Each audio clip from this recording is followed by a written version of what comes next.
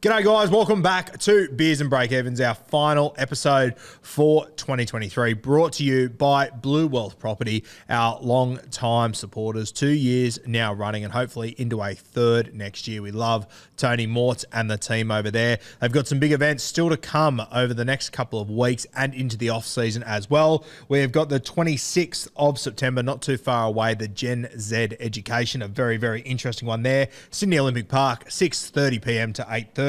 Wealth Through Property on the 28th of September. That one is at Sydney Olympic Park, or you can join via the webinar. Oh, never get sick of hearing that. How good. Bueller. And then we have got the Wealth Through Property. Now, this is into October, so after the grand final week, so you can sort out a hangover there and head into Melbourne at Southbank, 6:30pm to 8:30pm. Imagine if the Melbourne Storm take home the Prem. Actually, it's the 9th of October, so it's going to be a Cam Munster-style bender. But imagine if they take home the Prem into a Blue Wealther. Yeah, we might have to do a live show from Southbank. Don't tell me. Blue Wealth Property, once again, Wealth Through Property live in Adelaide. That's coming to you 6:30pm to 8:30pm. And then the last one, October 24 on the Gold Coast, Sin City up there from Mermaid Beach, 6:30pm to 8:30pm. Timmy, we've been very lucky to have Blue Wealth Property come on board. They have been fantastic partners for us, and obviously business fantastic, but just the people in the office there, I love them. Yeah, 2 years on the trot, supporting Beers and Break-Evens, mate. So very grateful to Tony and his team there, and as you said, just good people to be able to get them on the show and have you honest. And we've been out to the office a few times, sitting there talking to Mortz about the Mortimer history and the doggies, and even Mortz coming through the grades as a handy footballer, and all the stories he's got at the doggies there. Listen to Tony dribble on about why his team went no good in SuperCoach year in, year out. It's been a ball, mate. So, as I said, we're so lucky and very fortunate, Guru, to spend time talking about footy and talking about SuperCoach each week. And without a team like Tony and Blue Wealth, we wouldn't be able to do it. So yeah, for sure. Very good people out there, and we'd be lost without them. So shout out to Blue Wealth Property. And guys, if you are over the off season, whatever it might be, if you're looking to have a look into all this sort of stuff we've been talking about for 30 odd weeks, please reach out to myself or Timmy. We can send you in the right direction with a link there, or it'll be in the description here and whatnot. Also, guys, shout out to Kempy. He's obviously done huge overs for myself and Timmy over the last couple of years, and obviously letting us house Beers and Break-Evens here. So without everything Kempy provides to us, without asking for anything back ever, except for he did ask us to go to the country and get pissed for 4 weekends in a row, which so he kind of you got to do tough carries sometimes. Yeah, after going to the pub on Friday night and watching the footy and doing a little live show and talking about footy, I think it's the least Kempy could have done. Yeah, exactly right. But shout out to Kempy, Father of the Year. We always appreciate everything he does for us. Now, we have obviously got our roastings the last few weeks. Timmy was under fire week 1. I was under fire week 2. And in the hot seat this week, is he our adopted son? Well, Maddie's our adopted son, but maybe Riser could be our adopted son that we actually like. Is Riser like the other Bart Simpson that we keep in the attic? Or is Maddie the one that escaped? Actually, Maddie's definitely the one that we keep in the attic, isn't he? Yeah.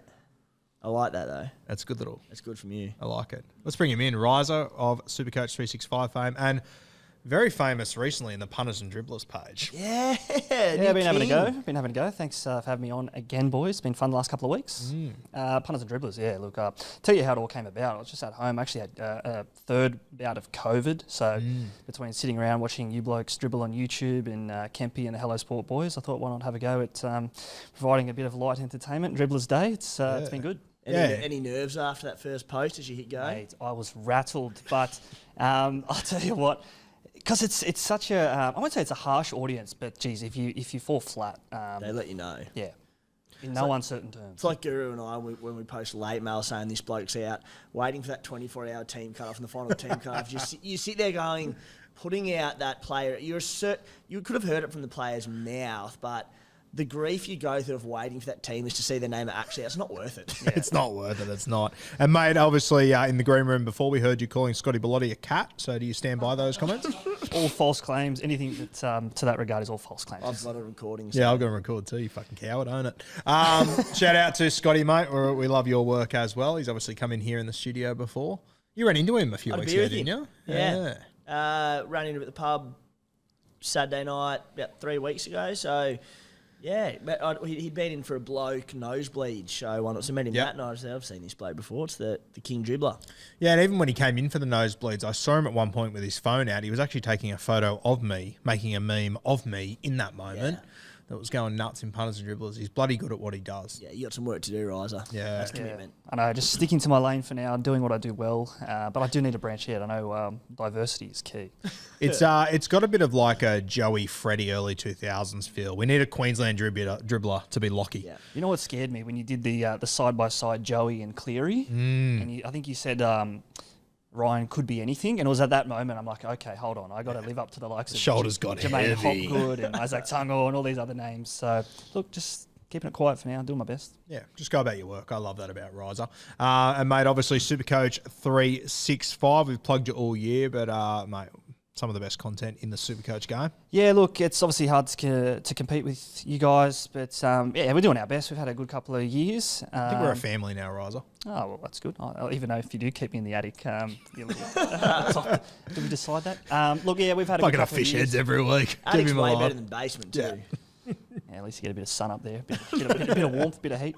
Yeah, we had a good couple of years, and lucky enough to have had a decent enough year on the SuperCoach front this time around, but I'm sure we'll get into that now.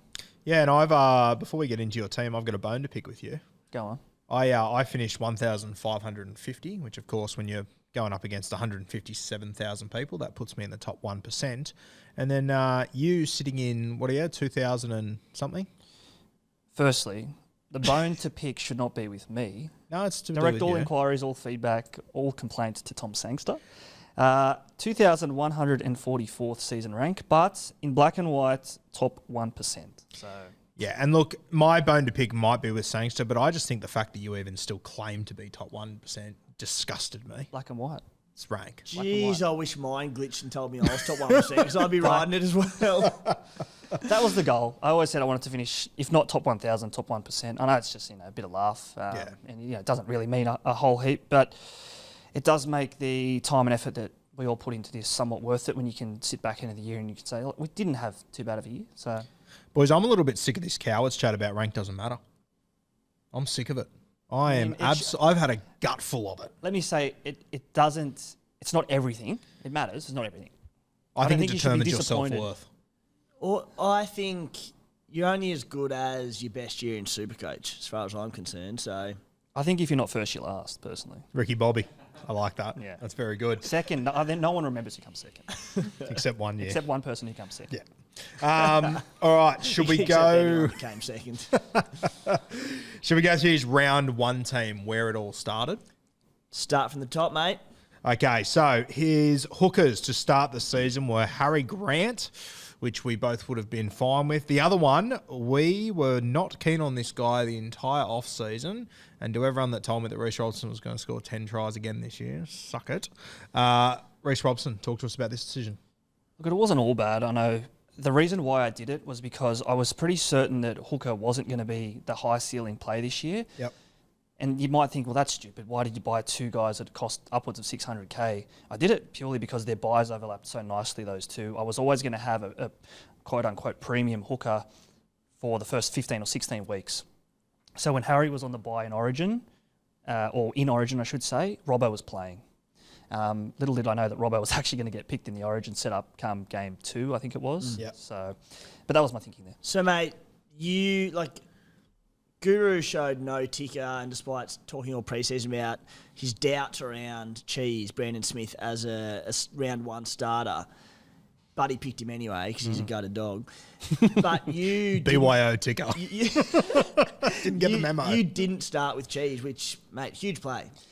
Yeah, and like Guru said last week in his own roasting, he didn't like it. I didn't like it. I think everyone thinks of Brandon Smith as that try-scoring, running, dynamic forward of that touch footy type year, 2021.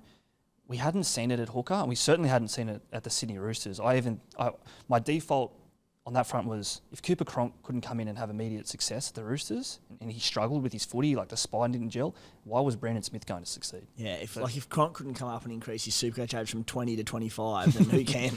Well, Brandon certainly didn't. And then that was, rarely do I sit back and toot my own horn and say, I'm so glad I got that right, but I was in that one because everyone was big on Brandon. Everyone had Brandon, I think. We'll do it for you, mate. A huge play. Yeah, big play. I'll back that. Mate, your front row forwards, your starting front row forwards were Christian Welsh and Ruben Cotter. Got a bait for both of you here, eh? Did I have Cotter? Yeah. I didn't have him long, I'll tell you that. You wouldn't have had him long. He came and went quicker than he could have stuck To around. be fair, Ruben Cotter, game 1, 63 and 67 minutes. Sweet, we're on to a gold mine here. Week 2, 52 and 56. Keeping in mind, paid $620 for him. That was more than I thought. Yeah. Week 3, so that was his first 2 weeks. Week 3, he got injured and only played 46 minutes and had 43. So then he was injured and we sold him because he got injured. So wasn't all bad, but I think where I went wrong and where we all went wrong who bought him, we were all expecting 80 minutes and 80 points. What happened there? Yeah, I'm just kicking the old intern that died under here. I also think when I think back to the preseason, I actually remember us sort of talking about Cotter at 625, not being value, but not being at a bad price for what we thought he could do because we were expecting the 80 minutes him to explode. Put it this way, he was priced on a 59 average the year before, 53 this year, as I said, with a few. There was numerous injury-impacted games early on in the season. Played fewer minutes, came back through fewer minutes, eased through Origin. On a 53 average, starting next year, Cowboys needing to bounce back. Huge chance he's in my round 1 team. I think you'll see as we go on, I really over-indexed in the Cowboys. I did the same thing 2022 with the Roosters. I really front-loaded those first 3 weeks. Cotter, and we'll get to my halves in a sec, but that's probably 2 areas where if I look back, I wouldn't be so keen knowing what I know now. There is one Cowboy that stands out for me on this list that I can't wait to get to. Who do you go for? Which footy team do you go for? Well, my SuperCoach team is Finns and Tins. So I was behind the Finns this year. So I know Timmy obviously hates the Dolphins. Hates them. We all know Hates that. them. I was the self-proclaimed biggest Dolphins fan in New South Wales, albeit there's probably not many. But the story goes, I was always a Cronulla Sharks fan growing up. I worked at the club when they won the comp. Yeah. They say never meet your heroes. So after I leave here today, I'll probably end up not liking you as well, Guru. But like... Join the queue. Yeah, I'm in it too. I think everyone knows. No one hates me more than me. I think everyone knows that Matty the Waterboy and I worked at New South Wales Rugby League together. Yeah. And it was sort of like, particularly then when we kept more eyes across more teams, I sort of was desensitised by having a team. Yeah. Anyway, so I sort of not fell out of love with the game. I loved the game, love rugby league, but in terms of that die-hard, rusted-on support, I just couldn't have it. So the Dolphins, why not get behind the Battlers? This is very Guru-esque, just quietly. Yeah. I might have found one of my own here.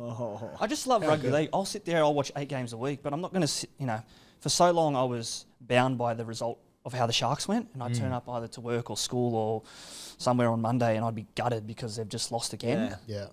So now I do that with the Dolphins because they also lose quite often. Yeah. Fair shout. I like that. So you're like me. You're a fan of the game. Love the game. Love the game. Jesus Christ, what am I sitting with here? Love that. Oh, sorry. You Bulldogs fan or a Raiders fan today?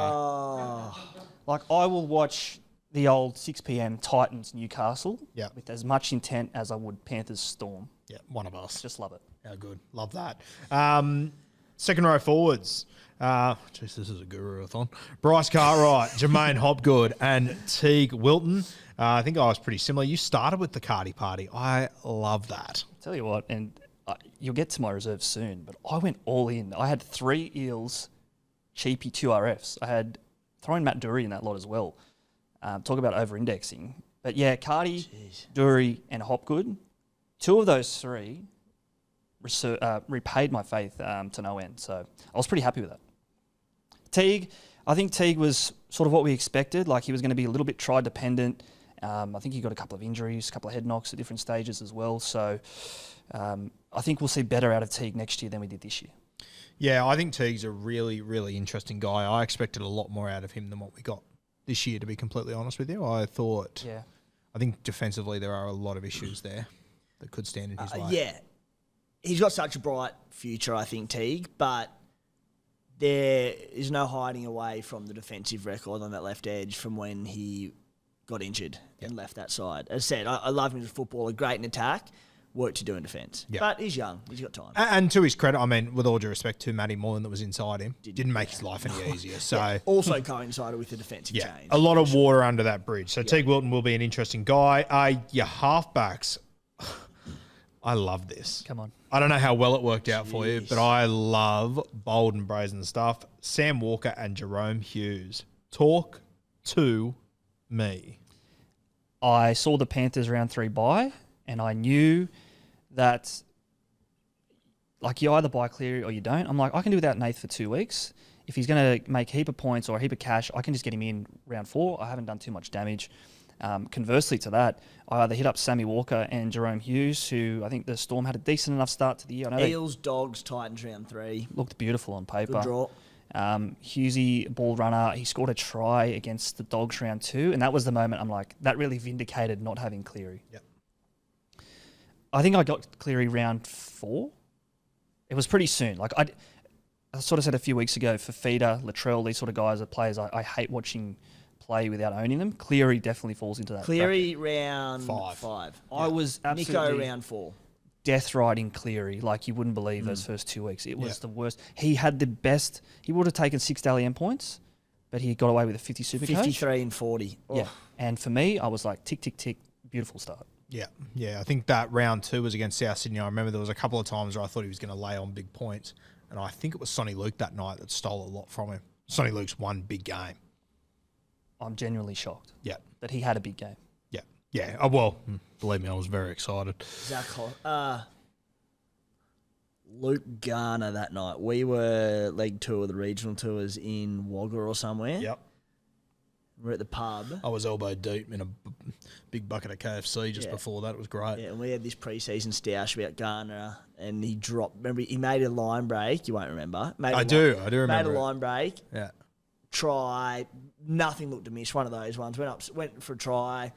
Just as he was about to kick the goal, went upstairs and he bobbled it over the line. I just went, oh. And then do you remember what happened just on half time? He had a blatant knock on that Luai picked up and put in a kick for Isaac Tunga. Yeah, and he got a fucking try. It was a knock on. You were sitting there going, told you, I'm going, you're fucking kidding, aren't you? Wait till Zach Hosking puts his boots on. Little do we know it was Scotty Sorensen waiting to fist both of us. I remember we were checking into our hotel and I was watching. Yeah, you guys were late there. I watched it live on my phone and I saw it and I just saw a knock on. I saw you 15 minutes later and you go, that bloody try on halftime bullshit. I'm like, what try? The Hosking assist, I'm like, you have got to. Garner assist, you've got to be kidding. So we're there arguing over Garner and poor Matty's sitting there almost in tears because the Bunnies had lost. Couldn't give a fuck. It was unreal. Okay, let's move to halfbacks. I love that. I froth that. 5'8". The Bunnies beat them. Did they? I think the Bunnies beat them. Anyway, I thought Penrith won ugly, but I don't know. Maybe not. Anyway, fuck Matty Buxton. Penrith won late because I remember Dylan Edwards came across very, very late to stop. Put a late shot on AJ or someone. Yeah, and it went within a whisker. But South fans handled it really well. That's right. The Bunnies came from nowhere. Johnston, 66 minute. Tass, 78. And then there was that one on the buzzer to win it. That's right. Yeah. I think with Nath as well, those two, I think they were both Thursday night games. Yes. So not only did I get away with just 50 points, some would have vice captain, even captain. So big play. It was Thursday really night games massive. ain't it. No. They're just a curse, aren't they? Yeah, fuck. There's no better feeling than when you hit one, though. Yeah. If you can hit a Thursday night, you can put your feet up for the rest of the weekend. How good. 5'8". Now, your starting 5'8" is who I want to talk about. Thomas Dearden. Yeah, look, you can laugh now, but... we will. You worry about that. This comes back to what I was saying. I was just so big on the Cowboys. I knew I wanted that left side, and I couldn't afford... Did I have Val? I don't think I had Val. You did have Val, mate. I did. You had more Cowboys than fucking Jerry Jones. Sorry. You were flying. More Cowboys than Tom Payton in your side, mate. And I would have had Scotty Drink, except for I got itchy feet that Saturday afternoon when Tommy was at home to the Dogs, round 1. Yeah. And I remember just seeing Brookvale, looked a picture. I'm like, Tommy goes big today. So I actually traded out Drinky to Turbo. So and then that Drinky worked got out well. 1 in round 2. Yeah. 1 point. So I was... At 746K. Kissed on the you-know-where pretty early. Yeah. Something I've sort of slept on a little bit, just how high we all were on the Cowboys to start. And if you did go all in, you've actually done pretty well to get to where you are, all things considered. I cashed out just at the right time on a lot of those guys. I didn't stick around and wait for the good run to come. I was sort of like, okay, if it comes, then I can get back in, but I'm not going to sit around and waste the season because I know I did that the year before with the Roosters. Yeah, if you persisted with him, you're in all sorts, but good call, Cashin. Great call. Your CTWs to start. Paul Alamotti, Val Holmes, Taruva, and Suali'i. Suali'i, an interesting one there. Gone cheap.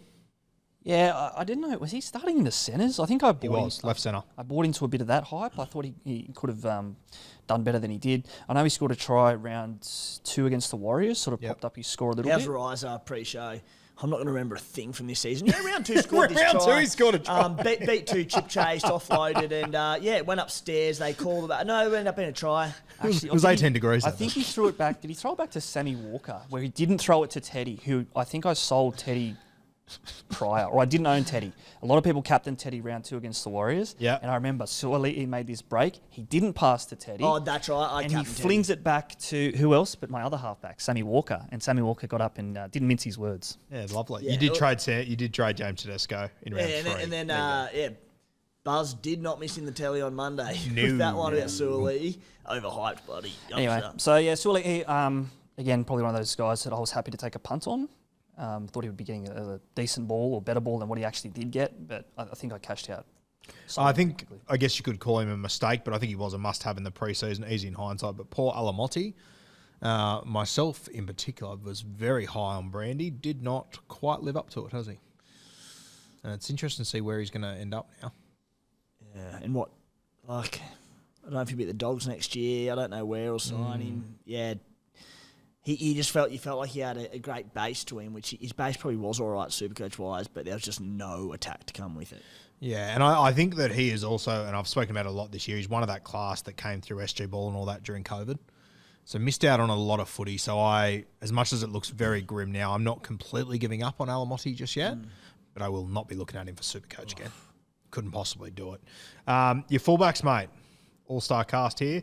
Tommy Travojevic into James Teddy Tedesco. Yeah, I can't. You can tell me better than I remember, but I just feel like Teddy didn't have the start of the year that we thought he would. The whole Roosters. Yeah. I So wouldn't he call him went a flop. 51, 55, 60 by 22, missed a game. 22 was the concussion. Yeah. Came back to 42, started real poorly. Did you start with Teddy? Or did I? One of us did. No, I think. would have. Yeah. I captained him round 1, I think. I think many did. I think I started with Teddy. Because it was sort of like the automatic choice, wasn't it, for the start of the preseason, wasn't Yeah. it? The sort of slam dunk. I started with him, sold him, and then bought him back, and he did wonders for me for a while there, but he started terribly. Started terribly. I think my other 5/8 made that start not so bad. Like I was able to get, we'll talk trade soon, or just talk it now. I got in Adam Dewey round 2 from Turbo via the duel of Brimson, who again I was big on early. I completely skipped over AJ, sorry, your other 5'8". Yeah. Yes, that What was a halves combo. Yeah. Hughes, Walker, Brimson did, and that is huge from you. Yeah, and to be honest, after a week, I was like, what the fuck have I done here? Because I didn't have Cleary, Hines, Dewey, which I panic bought, and the other 5/8 Ponga, which I think you had, Guru had. I don't know. Guru had it, I didn't. Yeah. Yeah. Anyway. Funny how it turns out. It's wild how you went without Hines and Cleary, and then you're like, I had to panic buy to get Dewey. Well, Hines was injured, remember? in that Oh, he was injured, was he? Do you remember that? I don't recall. Round 4? Good to know. on talk about blokes, like I mentioned a couple of weeks back, that about going, if people have an injury history, like if the form's there, just get them. When we were going into round 27, I'm like, right, how do I run down Guru here? What needs to go my way? And when you said as your one trade, you were going Brimson, I'm like, beautiful, because he's every chance to do his hammy 5 minutes into this game. I was like, there are so many safer plays. Yeah. And by the time we got to Sunday, it didn't matter for that final game. Well, he was playing centre. Yeah, it didn't matter, but when he got moved to centre, I was like, do I go Kinney? And I thought, no, I'll just stick with the pedigree. I was just like, I was certain you would have gone with someone safer than him with his injury history. And you started with him round 1, looking towards next year. Love AJ Brimson as a footballer. Love him as a super coach. Far out, he's had a tough run of injuries. I love that duel as well. I think it was underrated. Like Scotty Drinkwater had that 5/8 fullback duel 2022, and I know from my draft team where I had Drinky, it was so invaluable to be able to flick between the two. Yeah. It's just such a rare duel, and I thought on a classic sense that could give me an edge. Now your non-playing players in round 1. This is an all-star cast here. Frank Pele, David Mwali, Josh Schuster, Matty Dory, Sean Bloor, Cam Pierre, Will Warbrick, and Braden Villiamy. Anyone stand out to you there from that whole crew? I mean, you could probably tell a story about all of them. I think Braden Williami was the one that probably stands out. There was other cheapy options there, particularly Tyrone Peachy. I think it was another 40k more than Williami was, but went on to do much more than Williami did. Who was the other ones? AKP. I know I sold him pretty soon. Yeah, Loffy was there. AKP was a real timing one, wasn't he? Like, nearly everyone started with him. Lots just cut ties about 3-4 rounds in. Anyone who I held on him for a while, I don't know what you did, but then he did string together some good scores. Whether you played him or not, he did get to above like 400 or 500k. And I drafted him round 7 and dropped him in round 3 in a 14-man comp. I cut ties very quickly. I was done. I think we were all less focusing on what his ceiling was, but I think he got a 5 in round 1. And we're like, I'll tell you a funny story. When I cut AKP, I was sitting, I forget which country town we were in, but I was sitting on the can morning after we'd been out in all sorts, and I go, fuck it, I'm trading out this guy. And there was 2 options on the waiver wire who I was going to trade him to, Montoya or DWZ. No. And DWZ wasn't really in the side at that point, and I went, I'll get Montoya, and I was so happy with myself. Imagine if I would have gone DWZ. That would have been the best shit of all time. You would have got out the KFC and got into DWZ. Exactly right.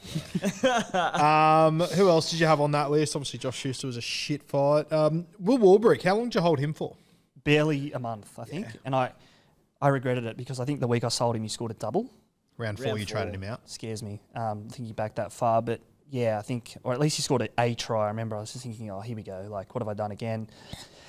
I think you speak of pedigree there, Guru, the Melbourne right side, the right winger, I think even when they're scoring 20, 25 tries a year, Vunivalu type stuff, they were never great Supercoach players.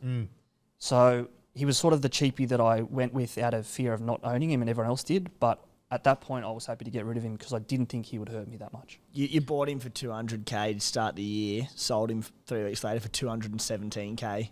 The following week, 88. The next week, 58. It was 343k 2 weeks later. 390 3 weeks later. It didn't take long for him to punish me. Yeah. Can I ask you, mate? We'll get into your week by week now, but the thing that stands out for me straight away is that by week 6, you'd use 4 boosts. Yeah. Now, I ideally, I wouldn't want to do that, but I think that if you need to sort your team out, I'm okay with using it like that. By round 6. Yeah, you used 4 weeks in a row, round 3, 4, 5, 6. I think that probably, like, you can look at that 2 ways, right? I either went all in on cash, and you can probably tell me, like, in those 4 weeks, I would have made anywhere between 1.5 and $2 million, I'm hoping. But maybe it was just swallowing the pride and knowing, okay, well, Dearden ain't it, or he wasn't it. Brimo, I think, was injured pretty soon in the season. And rather than slowly just digging the hole deeper, I thought there's only one way out of this, and it's just to boost my way out of it. I probably used 1 more than I would have wanted to. 3 I was probably comfortable with, but 4 was maybe 1 too many. And you know what? I think it's a cracking example that if you have a look at your team and how you started with all the pods you had in your halves, that like none of them were complete bed shits, but none of them were hugely successful, and you used 4 boosts in 6 weeks to still finish 2,000. Yeah, great. That's some good super coaching. Yeah.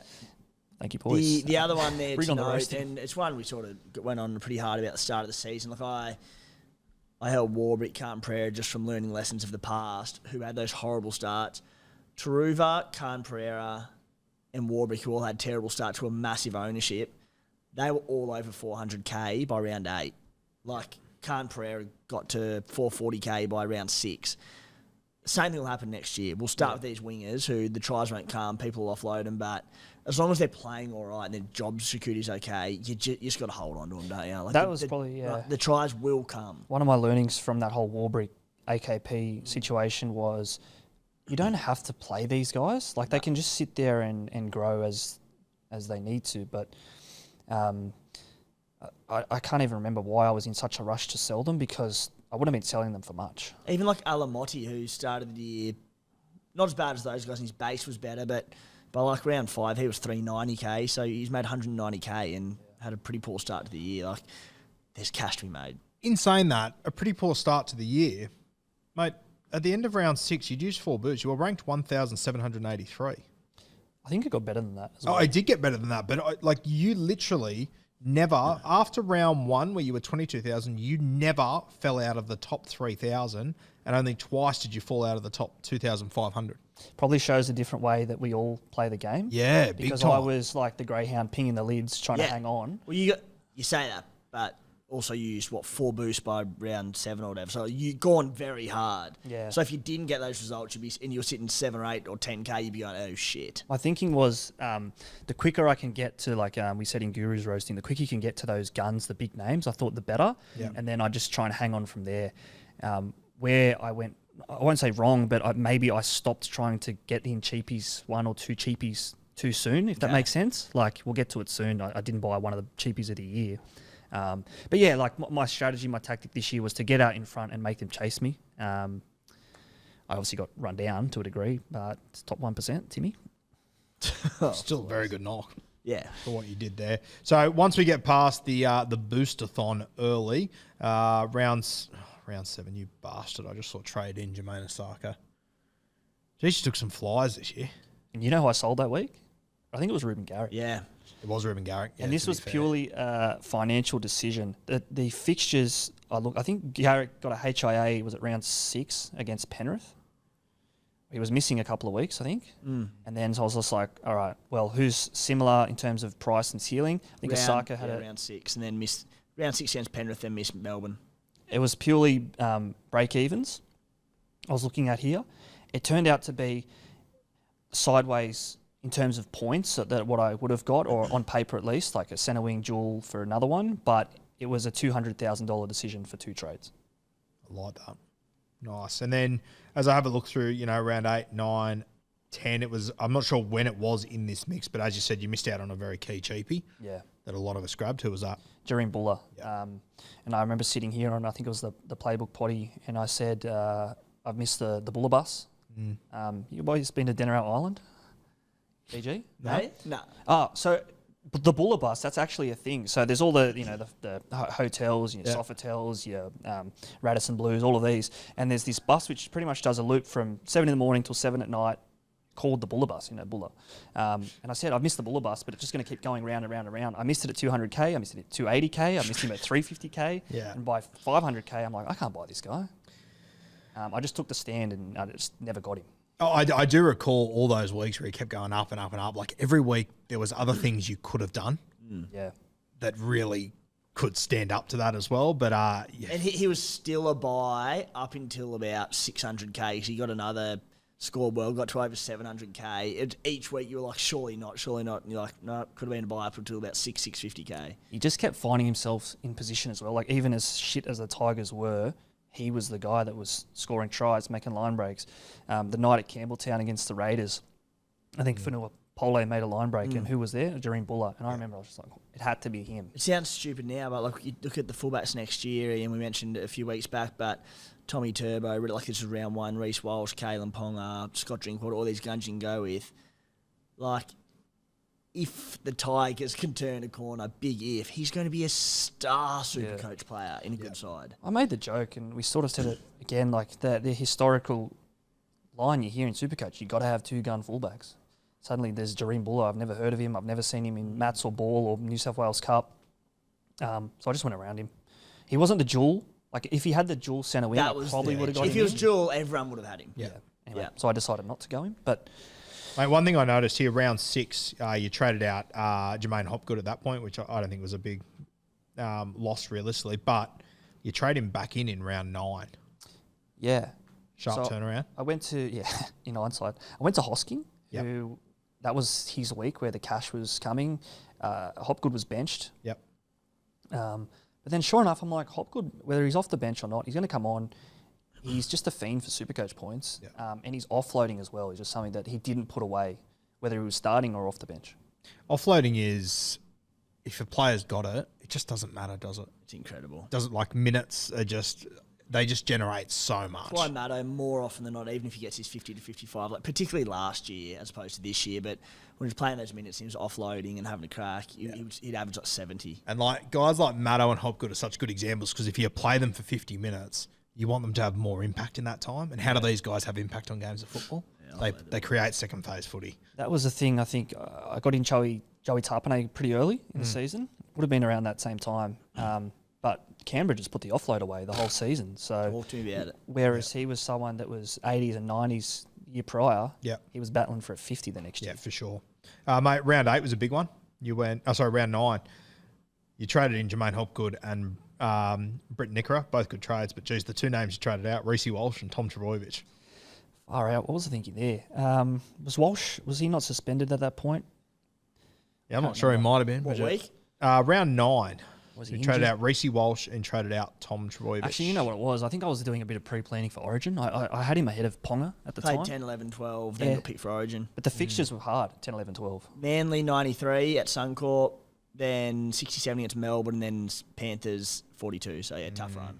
And then they have Souths around that time as well. You know, I reckon I sold him about the exact same time, mate, and yeah, he was going into Storm, Panthers, potential Origin, Sharks who were going good at the time, round 14, round 16 bye regardless. Turbo, It's a terrible bye coverage. Turbo was definitely the Origin pre-planning. I think I was working backwards. So what I did in, just talking a bit of trade tactics here, I'd always work backwards from round 13 because you probably end up with 7 or 8 guys that are going to be missing that Origin week, and you obviously can't get them all out that week. I'd already used 4 boosts. So good point. You had to make some early moves because of the boost. Yeah, I didn't have that parachute there to use the boost in round. Actually, I think I did end up using one in 13, but I didn't have 2 boosts up my sleeve to trade out a whole heap of Origin guys. So I did it pretty early. Mate, one that I've just noticed that came in round 11, and this would have been a huge kick in the dick for you.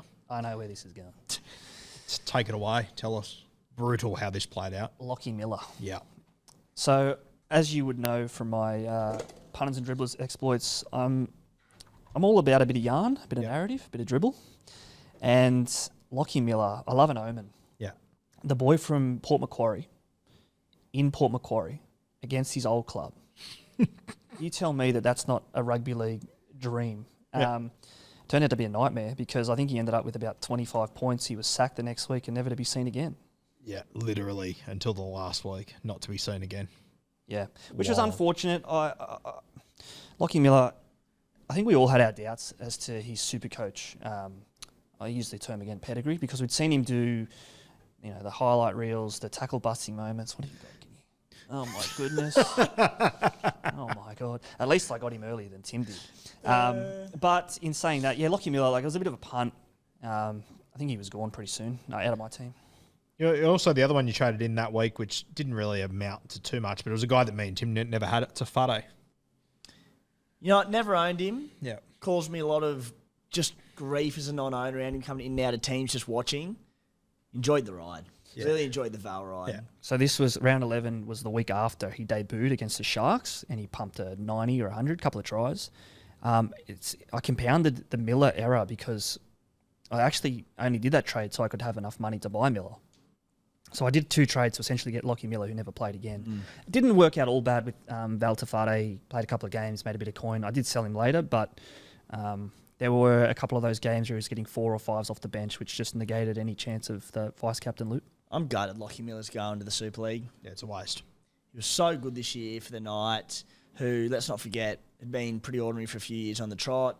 Was at fullback, was killing it.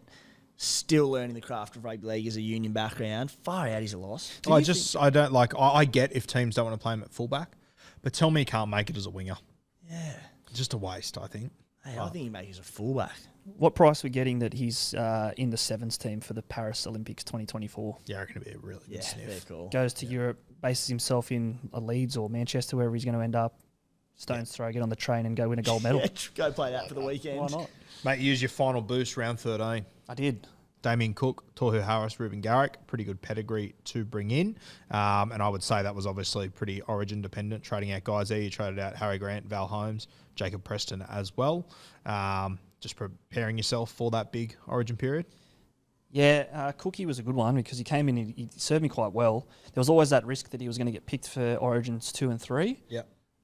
So where it worked well that he wasn't picked, that's where Robbo was actually picked. So I'd always planned to have the 2 hooker rotation again. True. Yeah, okay. So there was a bit of hooker coverage there, why I just took the risk around Harry Grant. Who are the other ones in the boost? Damien Cook, Tohu Harris, Ruben Garrick. Yeah, so that week, Tohu Harris, I think I actually messaged Timmy and I said Tohu or JDB. And it worked out decent enough. Tohu, as Guru found out later in the season, knows how to find the try line. How do we forget that in your roast? It crossed my mind at one point. Unbelievable. He scored every week I didn't play him. Never scored when I played him. Yeah. Crazy. So, again, there's so many sliding doors moments where I got lucky. Like, I think JDB was suspended not too long after that Tohu trade-in. Anyway, keep going. Actually, mate, you didn't use a boost in round 13. It was round 13, so you could make 3 trades. You did use a boost in round 15. Right. And you got a big in here, which if you held him for the entire season, it would have paid dividends. But Tino was one that you brought in here. I imagine he would have been reasonably low ownership, but he missed a couple of weeks. He did, but Timmy hated this. And I think the 2 weeks I brought him in, he scored tries. Like, you check his scores, he would have got 100. He played the Tigers. Yep. He scored that week. And again, it was sort of someone I always anticipated to finish the year with Tino, so it didn't matter to me that I brought him in. He was going to miss a couple of games. I had enough coverage. So you bought him in round 13? I bought him 15? 15. 14 or 15. So, yeah, you bought him 15 for the Tigers. Middle of the Origin Yeah, period. then he had the 16 bye and was playing Origin. Missed round 17. Played round 18. Missed round 19. So he was missing a ton of weeks. But much like Val Holmes, when he was on deck, he killed it. And he's dual as well. So I had that flexibility between him and Tohu, Tarpanay to shuffle the chairs as I needed to. Did you hold him for the rest of the year? No, I think when he got suspended, late in the year, I punted him. Oh, you poor bastard. Yeah, right. Yeah. Anyway. Jeez, he came back with a bang at the back end of the season. 105, 63, 85, 90. Yeah, Tohu Harris is pretty good as well. We did, boys. On that same week, Clint Gutherson came in for you, mate. On the final SC Playbook podcast of the season, we did our awards for the season, and we were tossing up all the fullbacks, and there was a handful of points that separated Drinkwater, Walsh, Gutherson, 4 or 5 fullbacks. I gave my fullback of the year to Clint Gutherson. He played 23 games, covered the 3 major bye rounds, not round 19, sorry, 2 of the major bye rounds, averaged 79 points this season. Yep. Like, in that pack of fullbacks, he got my tick. It was incredible. Yeah. I think I remember seeing this on the Tommy Turbo documentary. Remember we went over to Philly with Captain America, and the guy said the best ability is availability, and Gutho was available every bloody week. Yeah, like that. So that for me, like, and again, like, if you didn't own him, traditionally it didn't matter too much with Gutho. Like, he'd bang out a 60, 70, 80. This year it was 120, 150, 130s amongst all of it. So it was good. Paid off having him rather than not.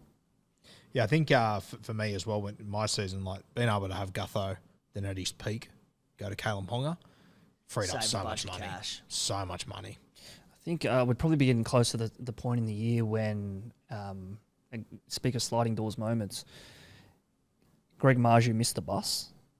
Yep. Remember he missed the bus? Yep. The only moment of joy Greg Marju gave me this season. So he missed the bus, and I sold him to Kalen Ponga. Where if Marju's on that bus, I'm not on the Ponga train, you could say. Yeah, fair. And again, Timmy hated it. Company would have been fantastic. He hated it. I remember I said, yeah, look, it's a bit sideways, but I wanted a Newcastle Knights interest, and Ponga, I was pretty confident he wasn't going to play Origin, so we all know how that one worked out. Mate, we get into sort of later in the season. What are we up to? Round 16 here. In comes John Bateman, but the big one, Kalen Ponga, got him at 604K. Huge. Yeah. Bateman was purely round 19 coverage. And again, I think I was chatting to Timmy and Ads Darusi. They were big on the Tigers back rowers, be it Papali'i or Bateman. I just went Bateman because I know he's got that kick for himself and a try, which worked out okay. I think he scored against Raiders at Campbelltown. I think so, yeah. I don't know if I owned him for that, but I remember there was that sort of play that was the allure. And the other one there, sorry, say it again. The other one was Kalen Ponga. Yeah, well, of course, yeah. It speaks for itself. And he was suddenly not just a great fullback option, but a great captaincy option every single week. Mate, the other one, I mean, lucky or unlucky, however you want to look at it, bit of a mixed bag, but you brought, I spoke about how Val Holmes was a big deciding factor between me and Tim. You brought him in round 18. You would have thought 117. How fucking good's this? Yeah. Has the bye the week after, which you knew was there. He then went 93. Yep.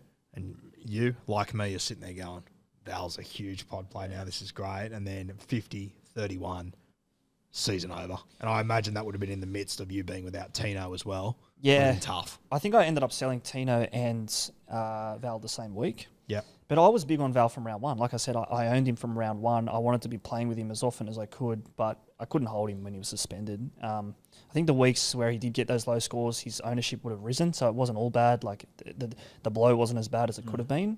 But yeah, those two were the two options that I was neglecting to sell, but I just had to. Mate, the other one that flew under the radar here that I didn't really pick up on, I just saw him in the trade out column, was Will Kennedy. Yeah. Had him as a little pod He player. was surprisingly high ownership, Will Kennedy. Was he? We didn't get around him too much, but there was enough that jumped on, hey? Yeah, again, it was that Tigers game. I think it was a bye-affected week. Could have been 17 even, round 17. It was around that period there through Origin. It was flip of a coin, Ramian or Kennedy. As it turned out, I think I sold Kennedy a few weeks later because he was injured, round 22. Yes, he got injured round 20. Jeez, a lot of guys you brought that were poddish that within 3 or 4 weeks their season was Red Rover. Yeah, they had a great game, though. It was against the Tigers. Tigers were in all sorts at the time, and I just thought Kennedy on that Sharks back line, he was either scoring or dishing to Sione or Ronaldo Mulatalo. So, yeah, I wanted a bit more Sharks than I had at the time. Round 23 I thought was a pretty big one too. Yeah, a few big ones there. You want to take us away there? Dane Gagai, Dallin with Tenny, Zalesniak. So Dallin, you would have got... That's right. He was really popular and he meandered with a few 60 odds, but like he was sitting there. What was the reason I got him in a bit later? But those couple of weeks when you first got him in, you got a few 60 odds and you're going, this could be like something. There's a big one coming. Yeah. Dallin and Gagai, regardless of Dallin's the late season restings, two pod plays that they paid dividends outside of, a late 25 for Dallin. Yeah. I think you'll notice as well, if you were to really look at it in depth, the trades were, for a long part of the season, very like for like in terms of cash. Like they were sideways. I wasn't making money. I wasn't stockpiling coin for the back end of the year. It was pretty much, okay, who's hot right now? Who can I afford? Yeah, like that 23, there was Val and Kennedy out, Gagai, Zalesniak. The week later, Garrick to Cody Walker. The next week we'll get to shortly. But yeah, it wasn't.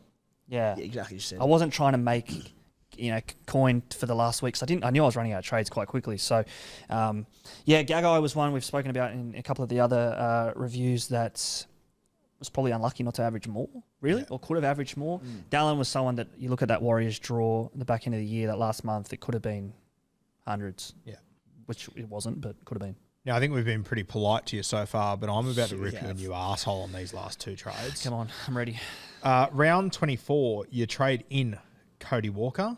Knowing Cody Walker had a bye round 25, he was only going to play 2 of the next 3. I know that I don't know about you, Timmy, but I was sort of looking at Cody Walker going, fuck, if I could get him out here, I would. I didn't, and I fucking had Campbell Graham and all these bunnies. When people were moving away from South Sydney, you were moving towards them. I am so interested to hear your thought process here. It was exactly that. Like the only way I was going to make ground was by doing things that people weren't. Yeah, okay. So, yeah, Garrick, I actually sold him probably 1 week earlier than most others did. I sold him before he got injured. Okay, that worked out well. Yeah. Yeah, and then so, look, it was thank God Ruben Garrick wasn't playing fullback the last 2 weeks. Oh, wow. Yeah, it would have been a sight unseen. You might not have been in the top 101%. Well, here I am, top 1%, and my guy. And yeah, look, I don't know. You can look back and say, what if, and it was a shit trade. It probably was, but we all thought there would be a time when they just suddenly clicked, and we're still waiting. So we'll see it maybe March next year. Speaking of shit trades, bring us home. I'll actually, yeah, Timmy, you tell a story because I was reading out my messages.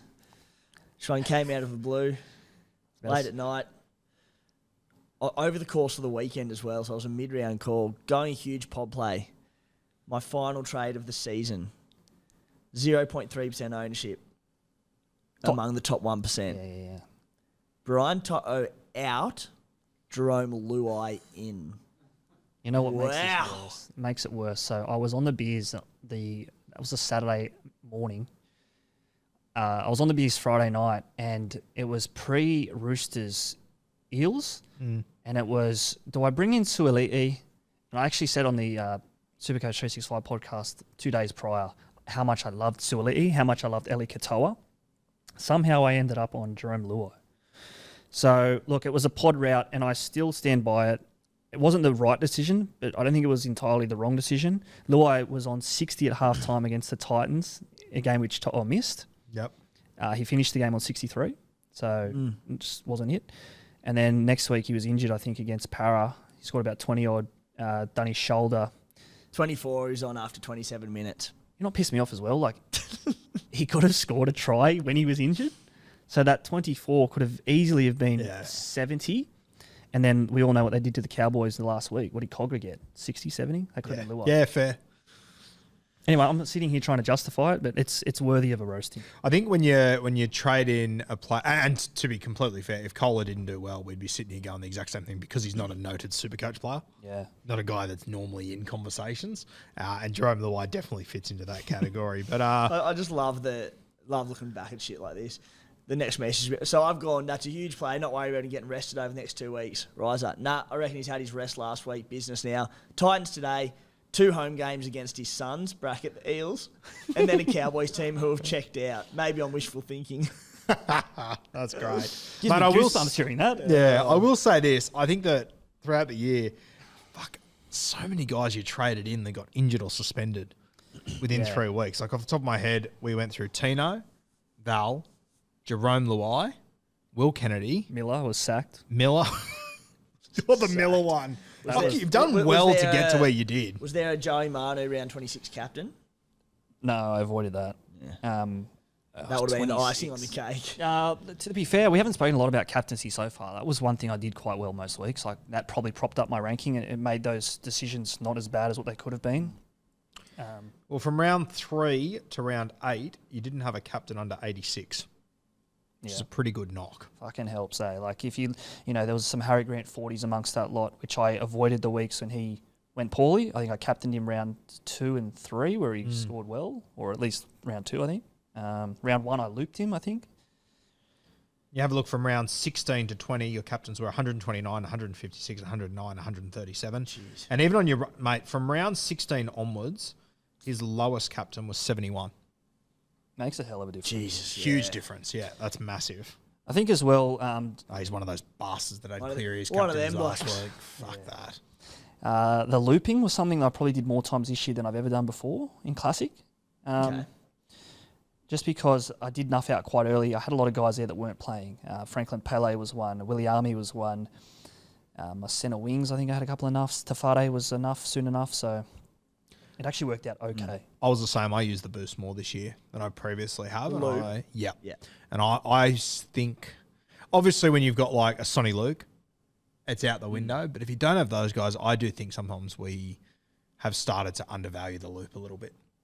Not massively, but I think we have a little. Well, I think a difference this year as well was the weekly buy. Yes. So even if you went with depth quite hard and you try to get these active players, there's generally someone on the buy you could use. And it's like it's not just a non-active player, it's someone that goes on the buy. You can use that person up until the final game of the week as a loop. Yeah, I just think that nowadays with HIA, Simbins and everything, I think that my mindset the last few years has been to take a VC, it has to be 130, 140. I'm dropping that back a little bit now. I'm 110 I probably take now. HIA is the big one. HIA is the huge one, and you just can't afford. And even like these guys are playing more rugby league than they ever have before, injuries and everything. My VC next year, I will be taking a lot more safer ones. I think there was one that stands out for me on this exact point. I got greedy. I think it was about round 14. Remember Cleary did his hammy against the Dragons? Yeah, I recall.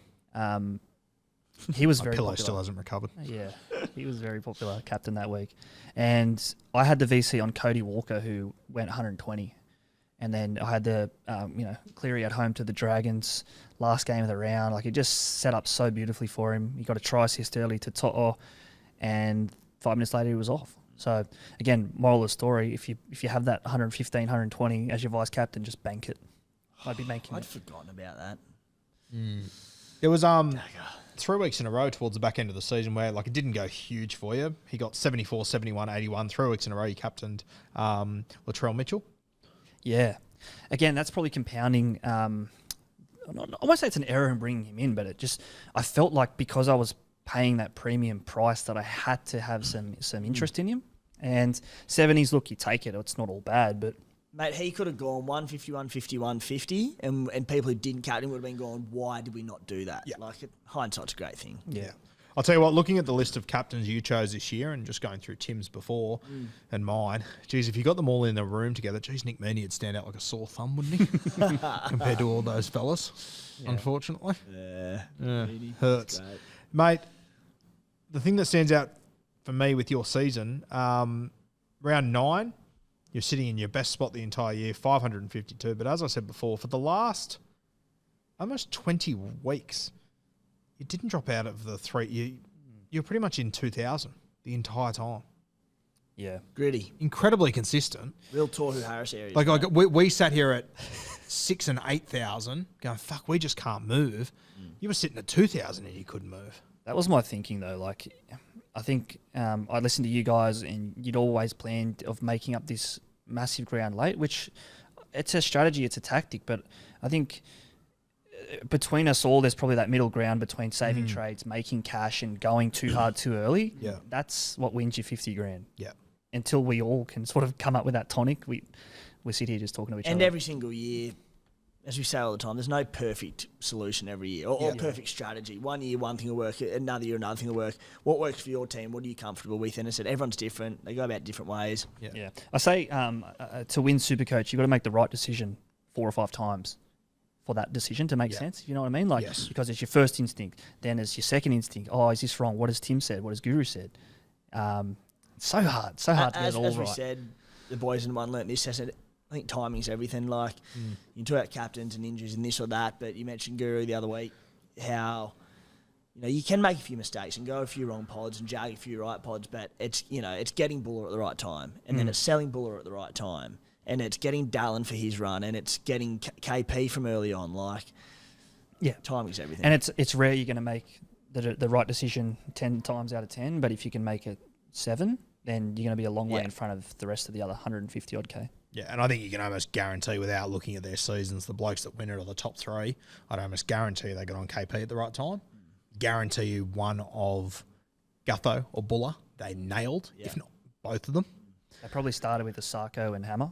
Yeah, shit like that. Quite possibly. I think to that point, I think SuperCoach, it gets harder every single year to do well. Just because there is so much content out there now, making that decision, it's easier for the casual player. But I think it gets harder again next year because now we know what the Dolphins are about. Yeah. Whereas this year, especially Timmy, wrote them off from round 1. Well, we all wrote them off, I think. Yeah. Thanks, mate.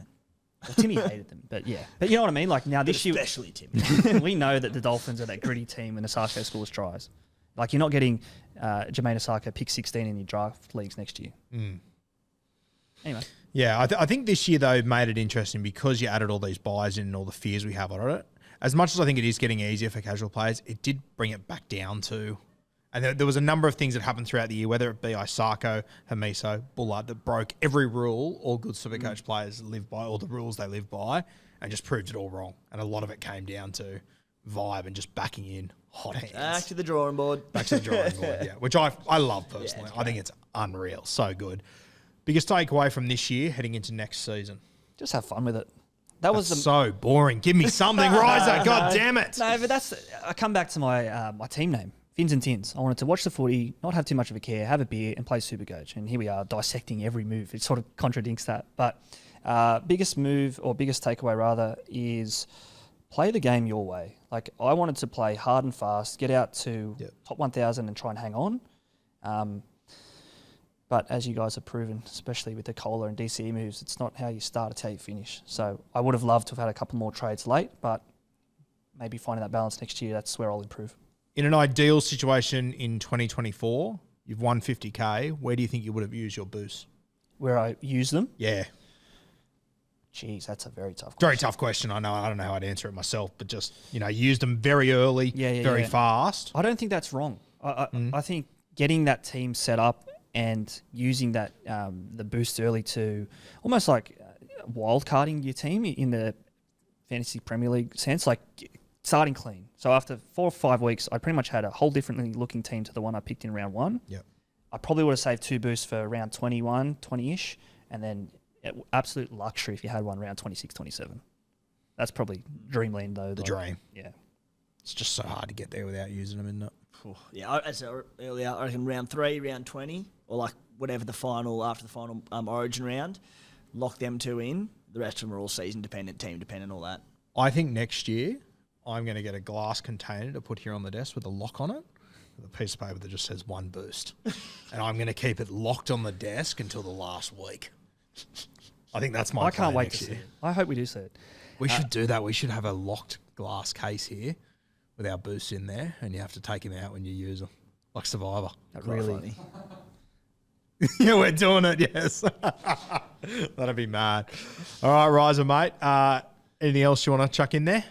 No, not necessarily. Just, thanks for sitting back and reflecting. It's always good fun to look back where we went right and where we went wrong, and I'm sure we'll have the same conversation this time next year and maybe a couple of times throughout the year as well. Yeah, for sure. And I guess from the two of us, mate, thanks for coming on this year. All Been a good. fantastic addition, especially when either of us were away or whatever. Fantastic to bring on. I'm sure we'll have you more involved next year, I think. I like the dynamic of 3. It's Good number very 14 good. off the bench. You're mate, you got Craig Wing written all over you. Phoenix Trostin about me, maybe. Bit of Phoenix. Actually, no, sorry, Tim's Phoenix. Tim's Phoenix. He's got a bit of Curtis Moran about him. Good. A bit of receding hairline, mate. What are you getting at? Guys, that will do us for Beers and Break Evens for 2023. It's been an unreal season. Thank you guys for all your support. The hats, the footballs, Blue Wells property support, bloke in a bar. It's been a fantastic year, Timmy. I've loved every minute of it. That's it, mate. You can sit here and get upset about good weeks in Supercoach, bad weeks, things that go wrong, things that go right, all that. But, mate, as Riser alluded to before briefly, it's just bloody good fun. And to sit here and chat about it each week and have a bit of a dribble and cop some shit, love it. Love the game. Gave him a shout out a few weeks ago, but Mitchie, our man behind the camera, thank you for all your help this year, mate. Been fucking sensational. From this to just other guru content in particular. Mitchie's been here for all of it. The ridiculous hours I've asked him to be here. And if you knew what Mitch did for work and how rogue his hours are, you'd appreciate it even more. So thank you, mate. The We genius appreciate it, behind brother. it all. Yeah. All right. Call her a day. Bloody oath. Feed up time. Barley time. See you guys. Cheers.